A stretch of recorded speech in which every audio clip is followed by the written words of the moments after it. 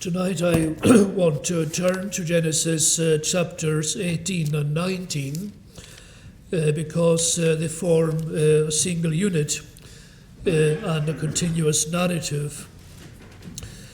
And in many ways they're very challenging chapters and raise difficult questions which I cannot guarantee to be able to answer. But they are an integral part of God's Word and oft quoted in later portions of Scripture. And I want simply to follow the contours of the chapters themselves and try to clarify the message that God is giving to us through this part of His Word.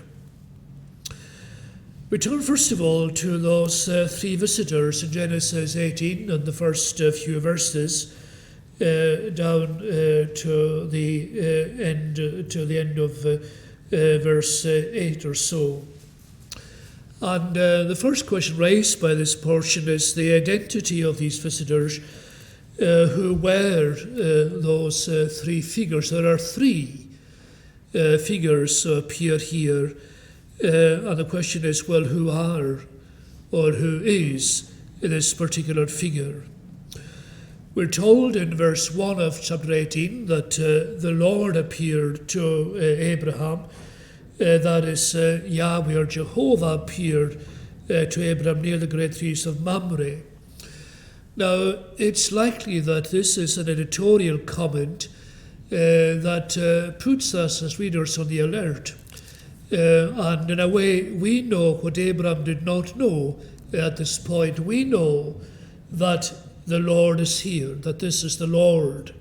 We know that. But it's plain that Abraham doesn't know when he encounters those figures that in fact he is meeting the Lord. And I say that with confidence only because of the context and the details of the narrative that follows. But because of the comment in Hebrews 13 that Abraham entertained angels unawares or not recognizing them. So we're told there that in some sense these are three angelic figures. Abraham doesn't know even that. So there's a difference between what we know as readers and what he knew at this moment of encounter. As the story unfolds, what we find is that it does indeed dawn on Abraham that these figures are not quite what they appeared, as they appeared. In verse 2 we are told Abraham looked up and saw three men standing nearby. That's what they were. They were simply three men, and to all appearances, that is the whole truth about them. As far as their aspect and bearing and so on was concerned, then they looked simply like ordinary men, perhaps with some measure of unusual nobility or dignity about them and their bearing and so on, but nevertheless he saw three men.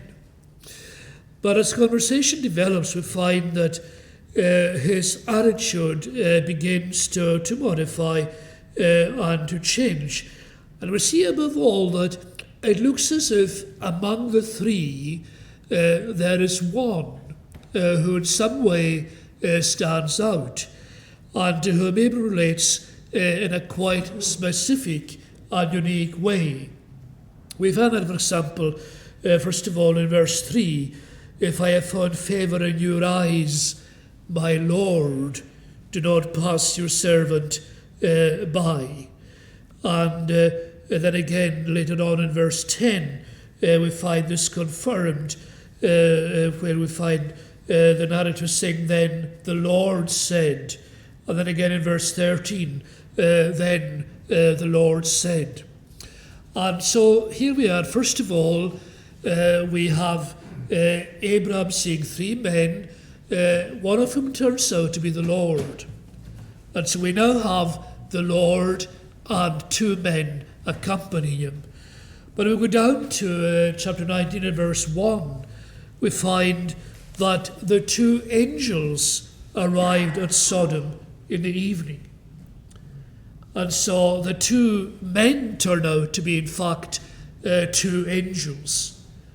And what we have, therefore, here, I think, is the Lord Jehovah accompanied by two figures who first look like men and then turn out to be angels. And of course, even the Lord himself, first of all, appears to be simply a man, to be human. To be technical about it for a moment, we have a theophany in which God appears, Yahweh appears in human form. Now that human form is not yet an incarnation, because in an incarnation God actually takes to himself a human nature and unites that nature to himself, becomes the God-man. This is not yet God taking a human nature into union with himself personally. It is God temporarily assuming a human form. And along with that, the two angels, who are also pure spirits and who have no bodies and are invisible, they are also assuming temporarily a human form. So it's a theophany, and if I may say so, an angelophany, in which first of all God and then the angels assume a human form to allow Abraham to see them and to relate to them. So that's what we have, I think. The Lord appears, Yahweh appears, and with him two others who first of all seem to be men, but then turn out to be angels or messengers accompanying the Lord. Now, it's tempting to assume that what we have here at first sight is an Old Testament disclosure of the Trinity, and that the three persons are the Father, Son, and the Holy Spirit. Now, the narrative will not bear that. What we have is the Lord, I think, accompanied by two others turn out to be two angels. So those are the visitors that we have here. And then we have the emphasis here on Abraham's hospitality. And in some ways, I would pass that by, because it's almost incidental in a way to the Genesis narrative. Not a great key point in the narrative, you would think. And after all, when you have Yahweh and two angels, hospitality seems a very kind of elementary ethical lesson to introduce into the story. And you would say, well, many today would say we can't have that exemplarist approach to the Old Testament. We can't moralize from it in that way and learn ethical lessons from it. Now, the plain truth is, in Hebrews 13, that's exactly what happens. That Hebrews uses this passage as an example which instructs us in the obligation and duty of hospitality. And so it must be that for a very, very important element of Christian character and ethics to practice this grace of hospitality. Now, in Abraham's case, it's very apparent in the narrative. As we told in Hebrews, he was completely unaware that they were angels, even less aware that one of them was the Lord himself. And so his hospitality does not depend on recognition. He does not say, oh, here are some great men, here are some aristocrats, here are some wealthy, powerful, important figures to him. They were just men, and they were just strangers visiting. And in that simple capacity as strangers, he extends hospitality to them. Now, they could have been any men, but here they were. They were visitors, they were travelers, strangers, and in the culture of that time, modified, I'm sure, by revelation, by divine teaching, it was an obligation on the householder to entertain strangers, and that appears also in chapter 19 when Lot is secretly hospitable towards the two angelic visitors. And so here, complete strangers, no idea who they are, no reason to think they're anything special at all, but Abraham so anxious to entertain them.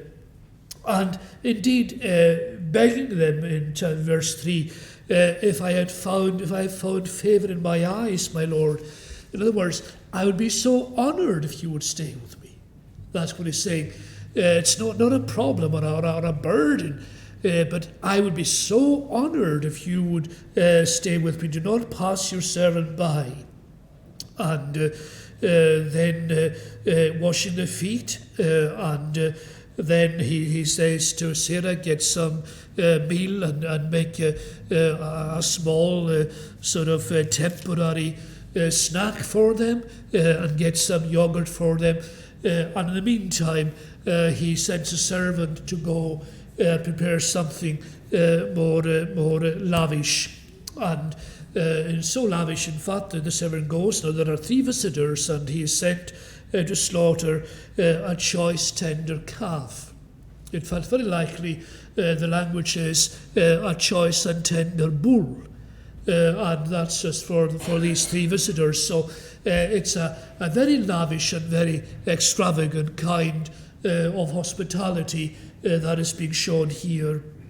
And go back again, you see, the literature here is itself so magnificent. In verse 1, he is at the entrance to his tent in the heat of the day. It's a time for the siesta, when the heat is almost unbearable. And yet when these men come, he abandons the siesta and begins, and remember at this time he's a very, very old man, and he begins then to make all the preparations to entertain those people who have suddenly appeared out of nowhere and to need some hospitality. Now, the narrative, the light of Hebrews 13, should speak for itself, and it's such a contrast with our own culture. There's so much spoken of Scottish hospitality, but we have had to invent a whole alternative culture to entertain strangers with hotels and travel lodges and inns and bed and breakfast and whatnot. And it is also totally commercialised, and every traveller is a potential source of income. Now, I'm not going to oversimplify things and say, let's go back to Abraham and the Bedouin kind of hospitality. Nevertheless, we should not be oblivious either to the contrast. Where can you find this level of generosity in society today? Well, I'm just not saying you can't. Many of our churches, for example, are practicing hospitality on Sundays at very lavish levels, at family and indeed at church level as well. But here is a whole culture where there is an obligation on someone to entertain strangers without ascertaining, first of all, who they might happen to be. So that is a world which is long since passé.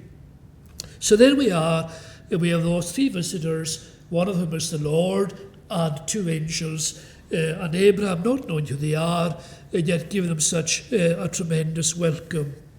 And the ethical lesson to us saying, you never know who you have when you entertain a stranger.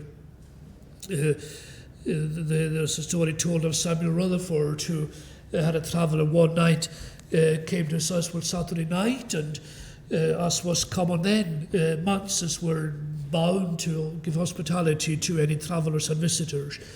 It was also common that when travellers came like that, they took part in family worship and so on. So I don't need to go into all the details of that, but it turned out that in the morning, Rutherford heard the traveller, the guest that he'd entertained without question, heard him praying in the garden before the morning service.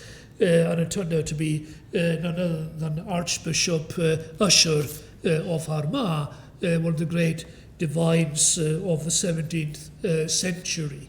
So then again was Rutherford entertaining angels unawares, and you could tell that story, I'm sure, many other times as well. So yes, there is the marvellous theology here of the theophany of God appearing with the two angels, and how transcendent and sublime that is. And then right in the folds of that magnificent vision, there is also this other very elementary lesson about the importance of hospitality.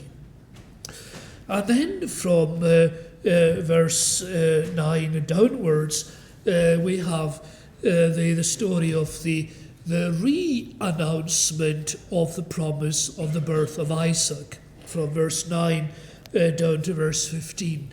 Now again, there is nothing very new in this, or indeed very profound. It's been the promise has been given already in chapter 17, and you may ask, well, what's the need for a second narrative or a second promise of this kind?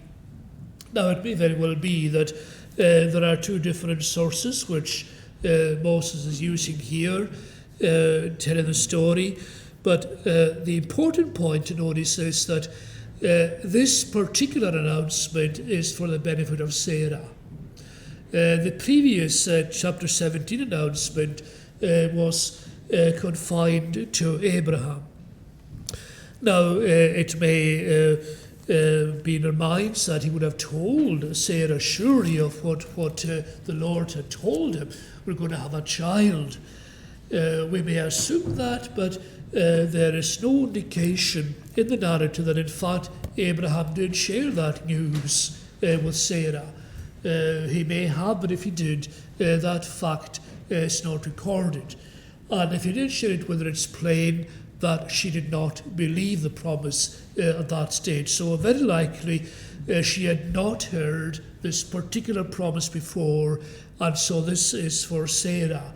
The promise is given very much within deliberate earshot of Sarah. Now there are two or three intriguing points again, not huge points, but intriguing points nonetheless in the section there where the promise is re-announced. For example, the words of verse 9, "Where is your wife Sarah?" they asked him. Well, how do they know his wife's name? Because they've come just out of the blue. And yet they know that he has a wife and that her name is Sarah. She's not at this moment perhaps in vision. So here are people who betray at once some extraordinary knowledge.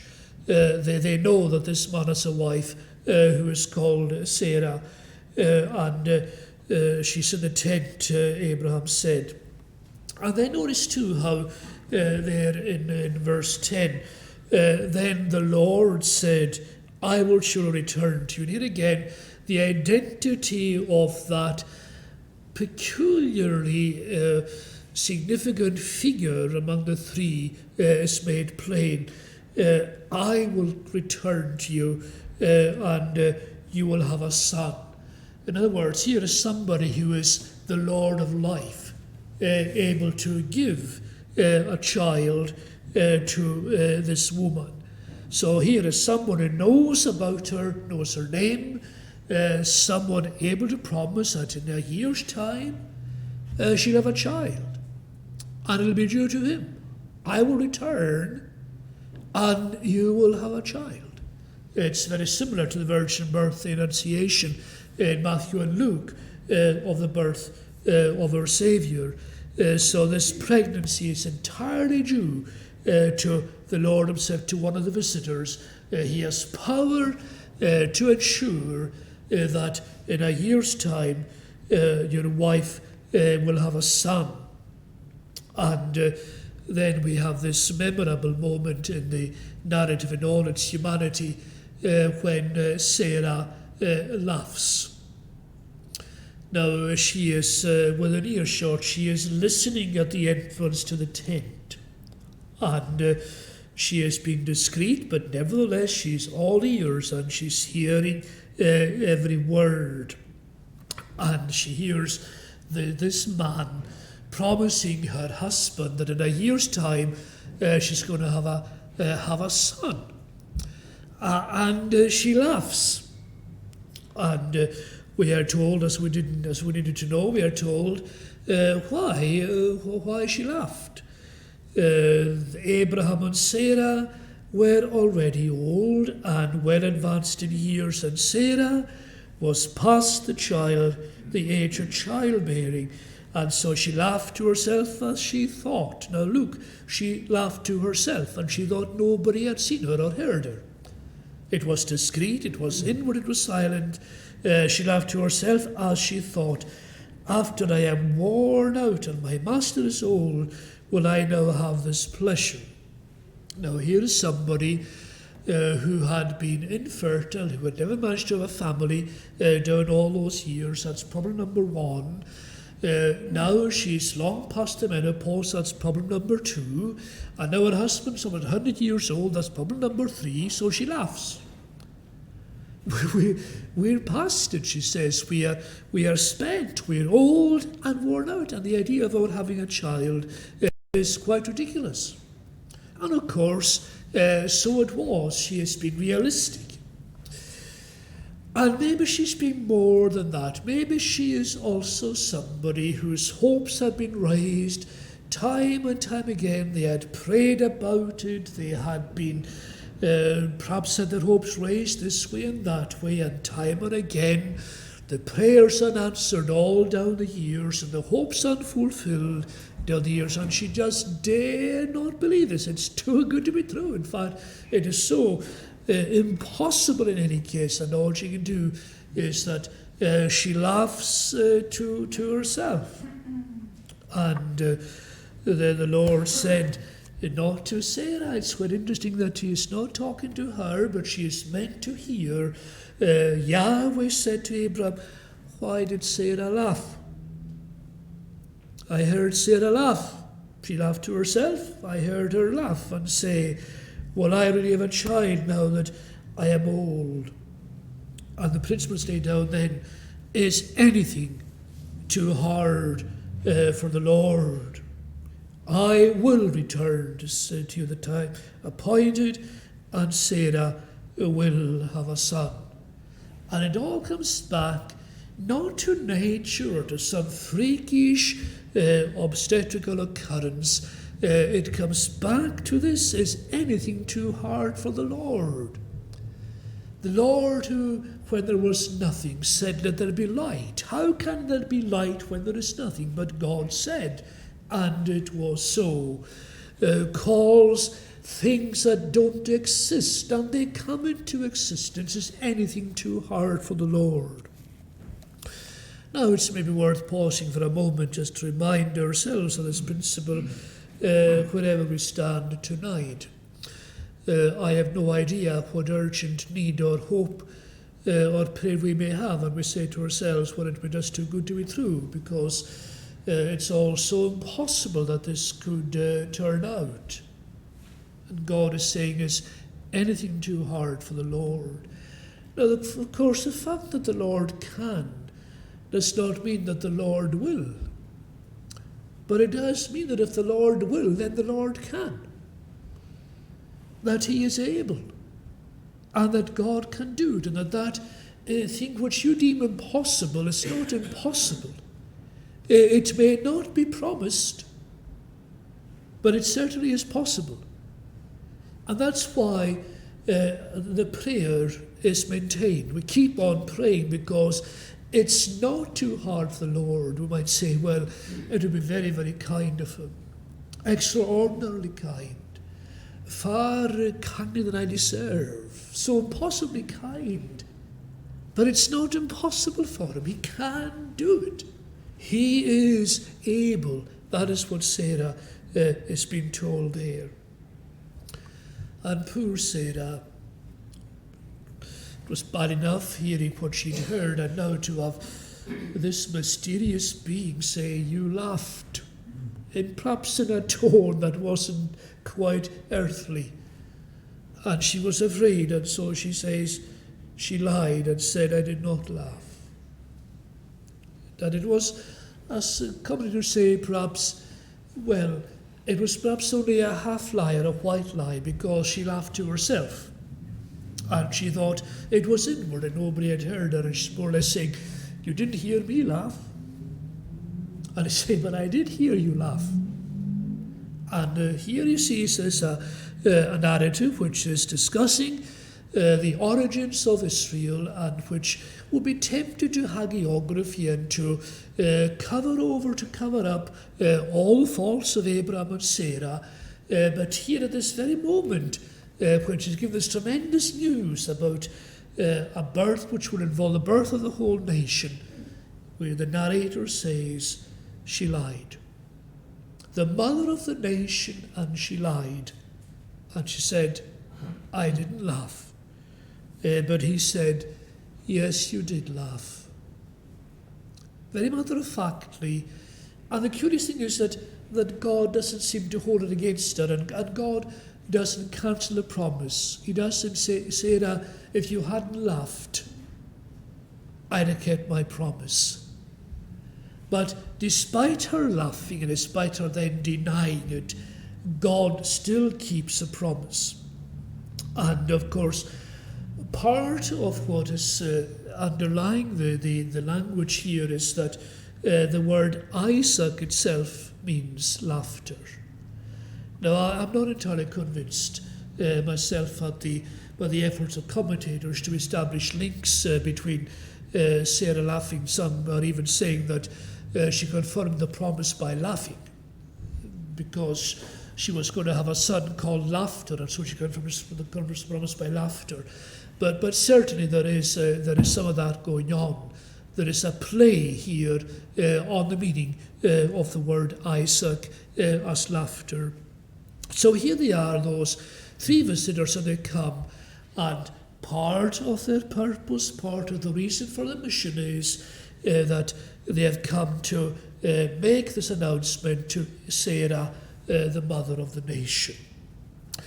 And they would say, well, maybe then they'll just go home with their mission accomplished. They have brought the promise to Sarah. But their mission is not accomplished. They have another more sombre and a much more ominous mission, and that's developed in the rest of chapter 18 and down into chapter 19, involving, of course, these three heavenly visitors. And without going into it, it is an intriguing combination that they have come on a mission, first of all, to announce the birth of a son, Isaac, and they have also come to not only announce but to effect the destruction of Sodom and of Gomorrah. And so we move down then to the next section in chapter 18, the third movement here, headed Abraham pleads for Sodom. And again, this is a dramatic narrative. It's not didactic theology, strictly speaking, but it's a story, and it's a story brilliantly told. When the men got up to leave, they looked down towards Sodom. Maybe something registered in Abram's mind then. Didn't like the way they looked towards Sodom. Maybe. And Abraham walked along with them to see them on their way. Again, it's part of the hospitality. They're heading for Sodom, and Abraham goes along with them on the way to see them away on their journey. And then interesting things happen. First of all, we have the divine deliberation, where God deliberates within himself. Then the Lord said, and he's saying this within himself to himself, "Shall I hide from Abraham what I am about to do? Will I tell him? Will I tell him what I'm going to do?" Now, of course, it's dramatic. God doesn't have such internal debates within himself, but that's how the narrative portrays it. Will I tell him or not what I'm going to do? I've given him this wonderful news about the birth of a son, and will I now tell him what I am about to do, this other part of my mission? And God decides, yes, I will tell him. And there are two reasons why he's told. First of all, I will tell him because he will surely become a great and powerful nation, and all nations on earth will be blessed through him. Abraham is a key figure in history, God is saying. And he'll become a great nation through the baby to be born in 12 months' time. God is seeing that history already. He'll become a great nation, and as a nation he's going to influence all the other nations on earth. Interesting perspective. Every nation on earth influenced in some sense or other by Abraham and his seed. And so I must tell him. And it's partly because the story of Sodom and Gomorrah must be immortalized. It must become part of the story of the human race, and perhaps become so as a paradigm of the way that God calls nations to account. It'll be a great nation. And I can't hide from him how I deal with great nations when those great nations deviate and violate the norms that I've established for them. And down through the years, God's judgment has visited all those human empires which have sought self-aggrandizement and which have threatened the progress of human civilization. So I will show this father of a nation. I will not simply let the event happen, but I'll leave him with an explanation for the event. In other words, you see, it would be obvious to everybody that Sodom had been destroyed. That would be there, and the phenomenon, in fact, so destroyed that to this day, there's no certainty where, in fact, Sodom and Gomorrah actually where they've been so obliterated. And that's just a fact. But here we have what lay behind the fact, what happened backstage. Just as in the book of Revelation we saw that God draws aside the curtain and shows us what lies behind the phenomena of history. So here God is showing Abraham what lies behind the destruction of the cities of the plain, and explaining to him the divine deliberation, the why, the wherefores, why this is being done. And he's being told this because he'll become the father of a great nation, and that nation itself will influence every other nation on earth. And the second reason is given to us in verse 19. For I have chosen him, so that he will direct his children and his household after him, to keep the way of the Lord. I will tell him because I have chosen him. And the underlying word there, in fact, is because I have known him. I have recognized him, I have singled him out, I have selected him. He's a very special person. So I will tell him because he's special. I will tell him because I have chosen him. But why have I chosen him? Have I chosen him simply that he'll have some blessings and privileges and so on? It's more than that. I have chosen him so that he will direct his children and his household after him to keep the way of the Lord. Abraham is justified by faith, by grace alone. He is not justified because he has kept the way of the Lord, but because he has been justified, he will keep the way of the Lord. That's the logic here. And he will do that by doing what is right and just. And not only will he himself do it personally, but he will instruct his children and descendants to do what is right and just.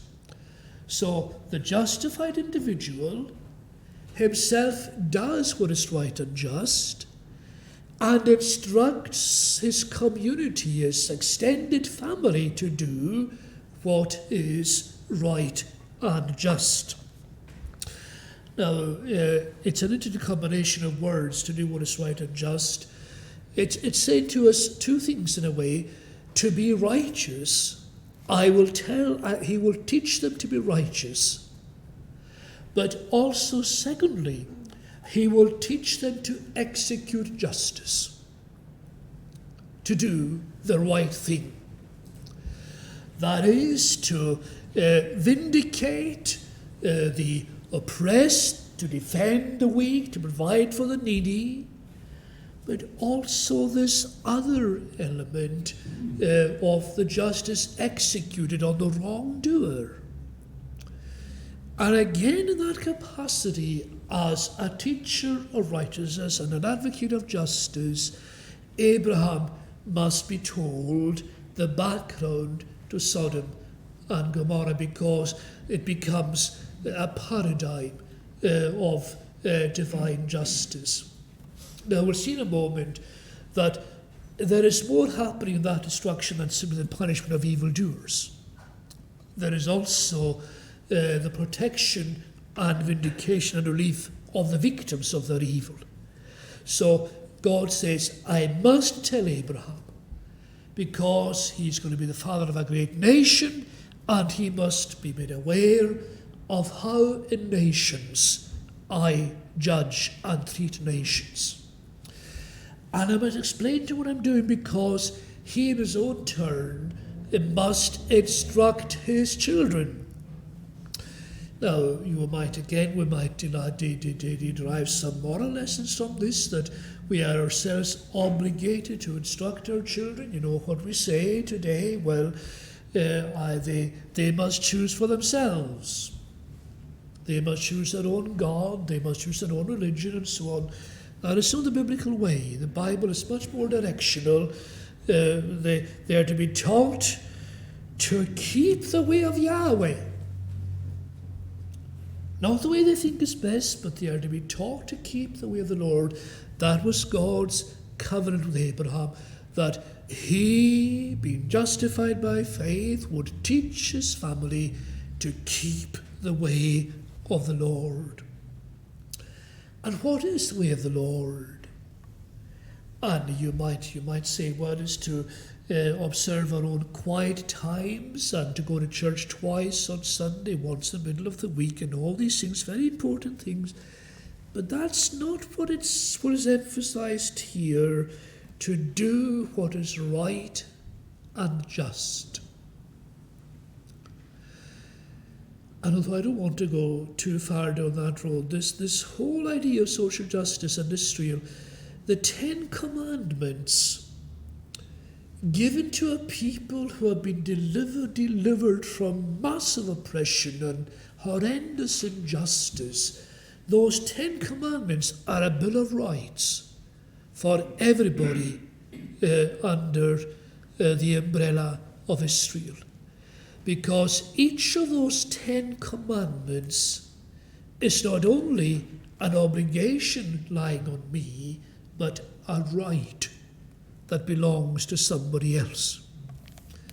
And this is what Abraham was to teach. You must teach your community to be righteous and to do justice. And in the long term, that would mean in the book of the covenant, Exodus 21 to Exodus 23, for example, that you had to allow the poor to glean your fields and pick up what reapers had left behind. They had a right to food, a right to clothing. Don't take a man's cloak as a pledge. Don't lend to your brother at interest. Make sure that the poor have a fair trial in court. These things became part of the justice system that Abraham was to inculcate. So God says, I'll tell him, because he'd be a great nation and because he must teach his own children to execute justice, that is, to protect the weak, deliver the oppressed, and to suppress injustice in all its forms. So then the Lord tells them. Then the Lord said, and here we have God saying to us, the outcry against Sodom and Gomorrah is so great and their sin so grievous that I will go down and see if what they have done is as bad as the outcry that has reached me. If not, I will know. Now, this is not dogmatic theology. This again is narrative and it's drama, and it's saying this to us. We'll go through this for a moment patiently.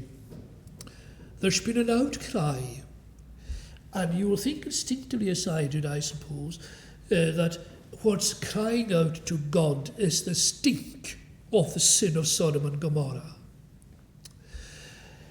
I think that in fact something different is being said. It is the cry of the victims of the sin of Sodom and Gomorrah. We'll see in a moment what that sin was. You see, you have the idea, don't we, that this whole homosexual community and the whole gay sex thing, that you've got what you really have is a group of effeminate men, gentle and courteous and artistic, of course, and sensitive individuals who wouldn't harm anybody, and they're just, of course, they are this is their lifestyle, their chosen lifestyle, and they're causing no problems because gays, we think, are gentle. You can't, of course, some gays are, there's no difference between gays and non-gays in that sense. There are and there aren't. But in Sodom, it was pretty ugly, as we'll see.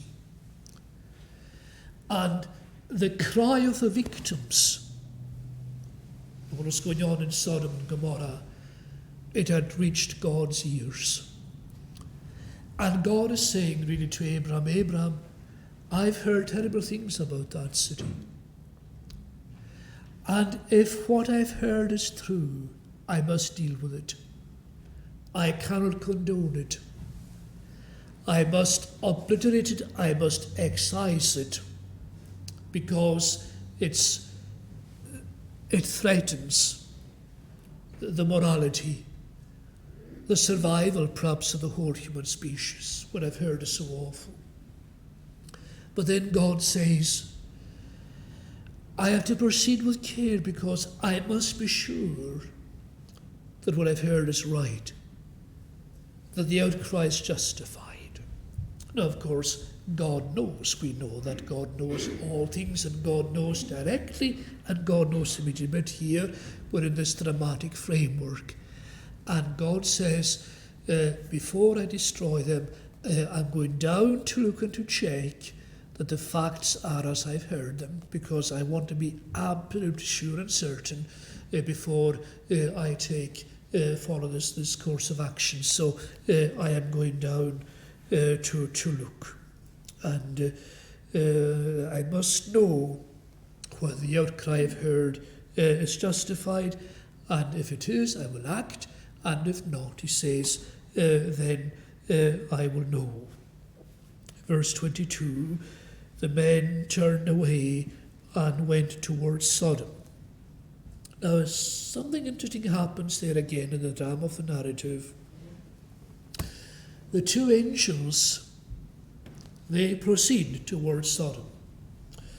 And in verse 1 of chapter 19, we see that the two angels arrived at Sodom in the evening.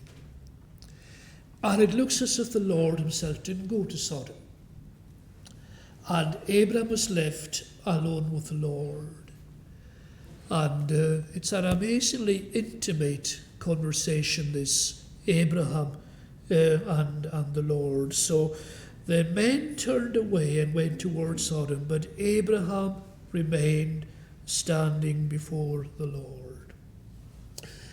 And Abraham knows very well now what's in the Lord's mind, that the Lord is going to destroy those cities if the outcry is confirmed.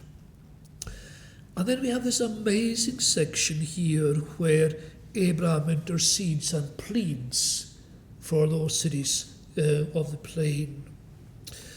And there are two key phrases to be noted here in that interaction. It's probably important to remind ourselves, first of all, before we look at those two key phrases, that Abraham knew Sodom. He had rescued its king and its women and children and its goods in the War of the Kings.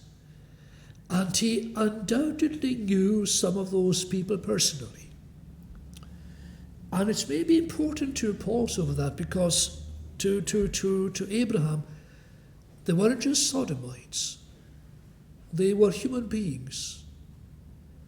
And the thought of their being destroyed made him blanch.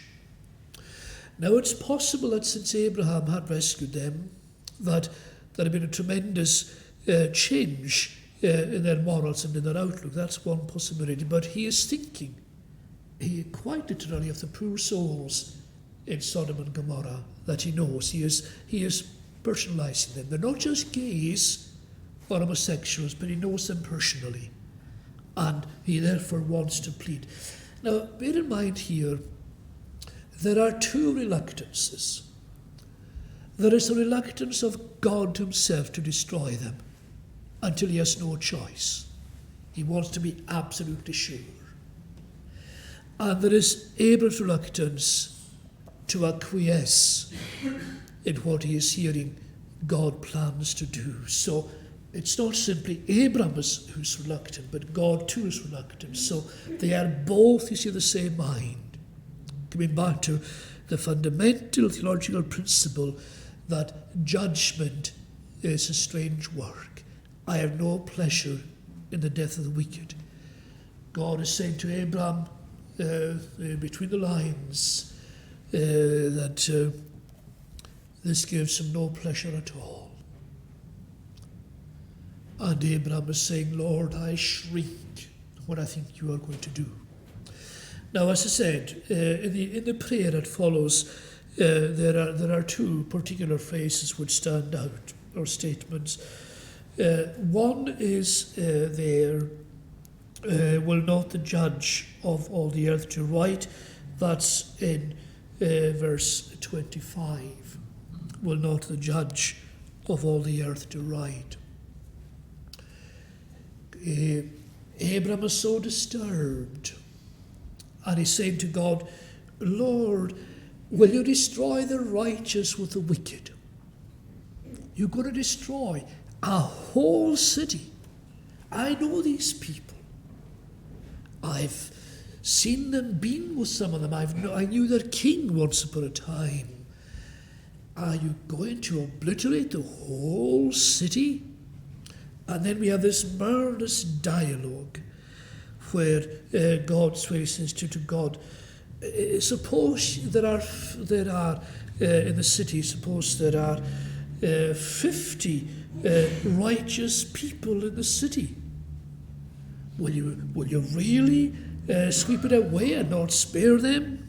And the Lord said, if I find 50, I will spare the whole place for their sake. Quite a long statement there. God is very patient at the beginning of this interaction. And then it goes on, if I find 45, I will not destroy it. For the sake of 40, I will not do it. I will not do it if I find 30 there. For the sake of 20, I will not destroy it. For the sake of 10, I will not destroy it. And that's what God is saying. I am righteous, I am just, I will do what is right. I have no pleasure in this. I don't do it to indulge my own fury or my own desire for vengeance, but if it is right, I will do it, and if I find 10 righteous people in that city, then I will spare them. Now, of course, God had his own provision for the righteous in the city. He hasn't told Abraham yet what that plan is, but there are some righteous people in the city, and God has his own purpose for those righteous people. But it's all here about what is right. The judge of all the earth will do right. And I think it's important for us to take it aboard that God acts in justice. And it's important for us to recognize that God takes account of all the mitigating circumstances, including, but there are 10 good people in that city. And God says, if so, I will take account.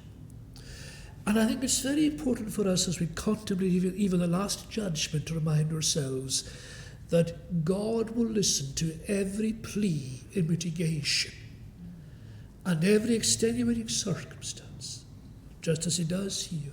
Abraham is saying, Lord, will you listen to me when I tell you that perhaps there are 10 good people in that city? Yes, Abraham, I listen. He's almost saying to him, yes, Abraham, if you can give me any reason why it would be right for me to spare that city, I assure you, I will listen to you and I will spare the city. That's God's whole approach here. I will not destroy it for the sake of 10. I will not destroy it. And then the other phrase is in verse 27, though I am nothing but dust and ashes. And it's an amazing thing, this. Somebody has said here that when Abraham and the Lord stand together there in verse 22, that it's like being away back in the Garden of Eden, when God walked in the garden in the cool of the day, and Adam and God were so intimate, and there are Abraham and the Lord having this tremendously intimate conversation, and Abraham being so bold. And yet he is profoundly and painfully conscious of his own nothingness. I am nothing but dust and ashes. I have been so bold, he said. Do I hardly dare? What am I doing? And it's one of the great moments in the Bible or in human history of that sense of the holy that lies at the heart of all religion, and which forbids and prohibits all flippancy and all irreverence and all familiarity in our worship. We are never God's equals. We are God's children, but never his equals. Even in the glory to come, we should not be God's equals, even in the case of the Lord Jesus himself. He always calls God Holy Father and Righteous Father. So here is Abraham, even though in a way knowing the risk, because he's standing before a power which just needs to flash, and Abraham is annihilated. It's only dust and ashes. And here is the Lord who made heaven and earth. Who am I? Who am I? And we must never lose that sense. Though I am nothing but dust and ashes. We are forgiven, we are adopted, we're justified. One day we'll be transformed and transfigured dust in the glory of the resurrection. And yet we stand before God, so conscious the gulf between ourselves and him, what somebody has called an absolute overwhelming might. That's where we stand. And then we move into chapter 19. The two angels, and again the narrative here is so somber and so solemn. verse 16 of chapter 18, when the two men got up to leave and so on. And the men turned away, verse 22, turned away and went towards Sodom. The suspense is building up. And now the two angels, now we know what they are, they're angels. They've been with the Lord, they're angels, and they arrived at Sodom in the evening, and Lot was sitting in the gateway of the city. And we have a repetition of the welcome given by Abram to the three visitors away back in chapter 18. And he shows the same hospitality, so that something of that Abrahamic aura still clings to him, even in Sodom. When he saw them, he got up to meet them and bowed down with his face to the ground. "My lords," he said. And he is very respectful where there is something again that is maybe superhuman in their appearance. They're angels, "my lords, please turn aside." He's begging them again, "To your servant's house you can wash your feet and spend the night, and then go on your way early in the morning." And the men say, and it's intriguing that they say it, oh no, they said, "We don't want to bother you, we will spend the night in the square." And maybe Lord is saying, in the square, are you serious? Do you know what happens to men who spend the night in the square in this city? He doesn't say it, but I'm sure that's what he's thinking. But he insisted so strongly that they did go with him and enter his house. Now again, these angels knew perfectly well, I'm sure, what Sodom was like, what the square was like, and so on. But it's all part of the dramatic narrative that we have here. And he prepares a meal for them. And then we find, of course, the house is surrounded. All the men from every part of the city, both young and old, surrounded the house. All the men.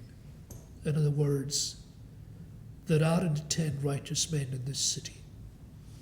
All the men surrounded the house. There is Lot, and that's it. And God has his own plans for Lot. Now, the first thing to notice here is the sin of Sodom. What was it that brought on Sodom this terrible judgment? Now, there's no doubt that we have to pay attention to certain distinctions. There is consensual gay sex between consenting adults, and that is certainly a violation of God's law or of God's will, and it is a sin in itself, and if it's rampant in a community, will itself expose it to God's judgment, as we find, for example, in Romans 1. So that's one element of the problem, consensual homosexual acts between adults.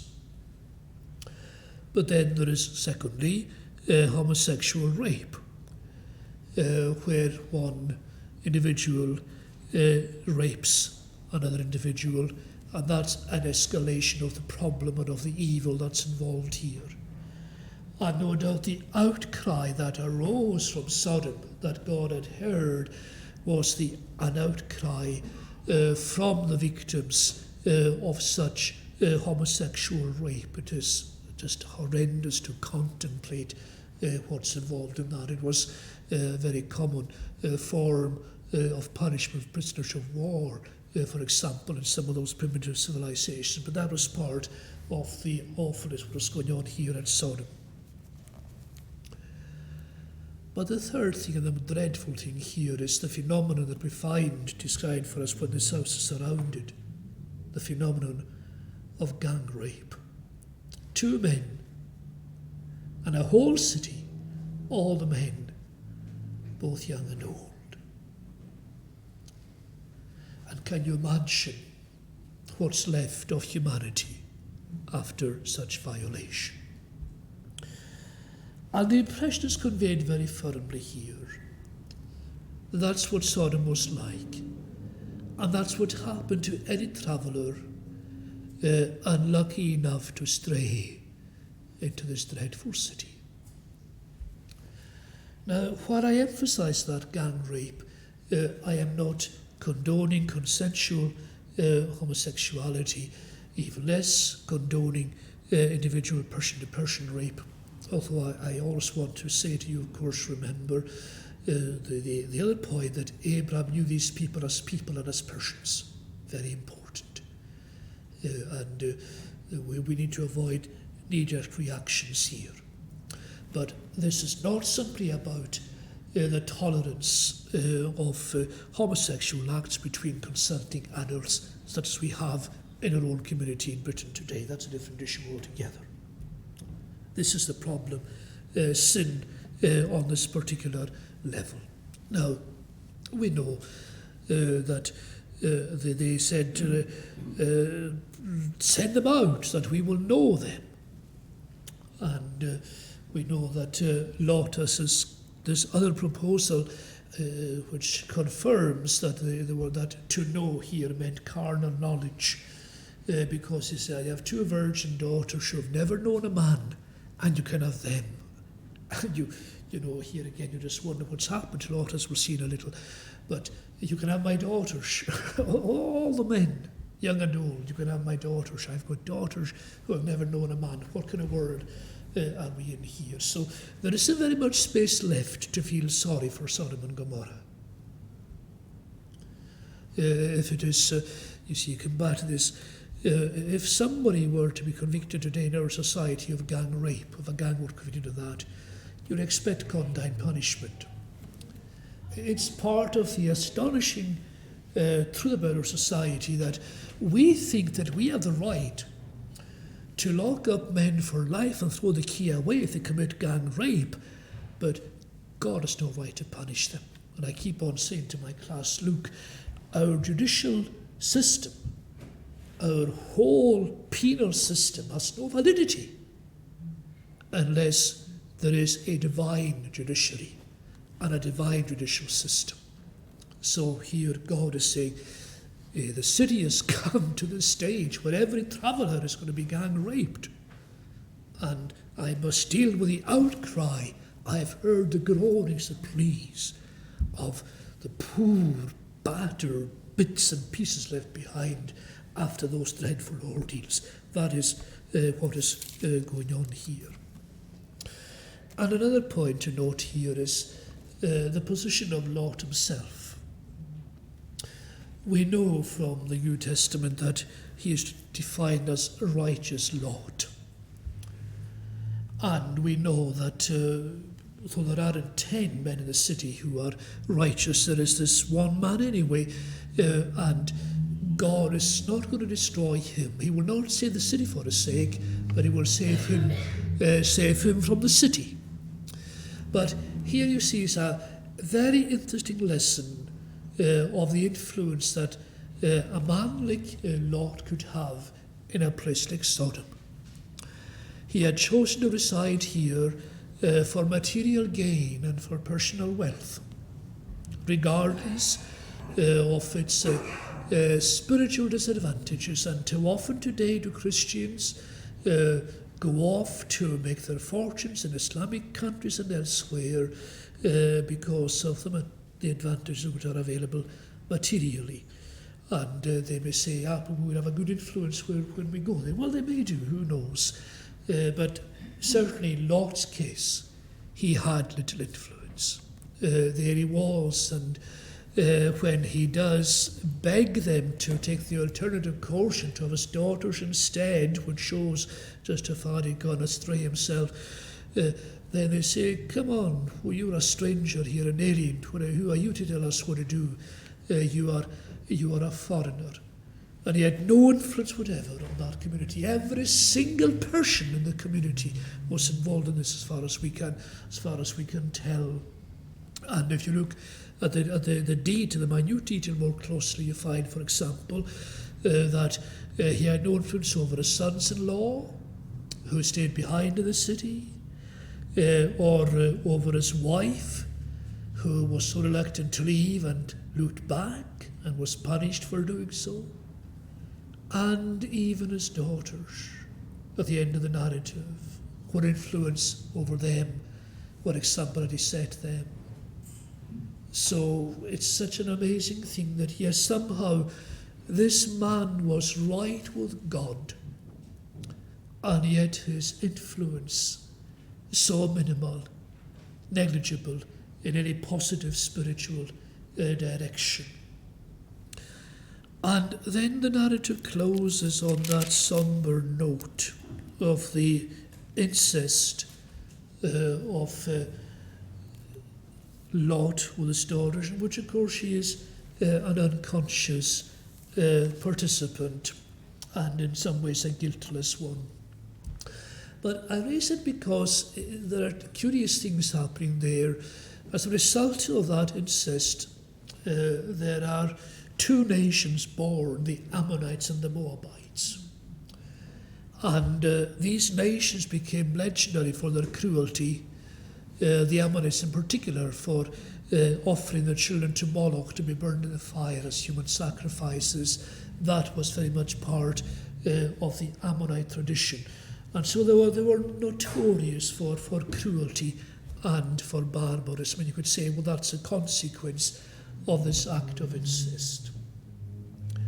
But then remember something else. Remember one specific Moabitess, Ruth the Moabitess. And you trace her line back to this act of incest, and back to a righteous man whose righteousness was so wobbly and unstable as that of Lot.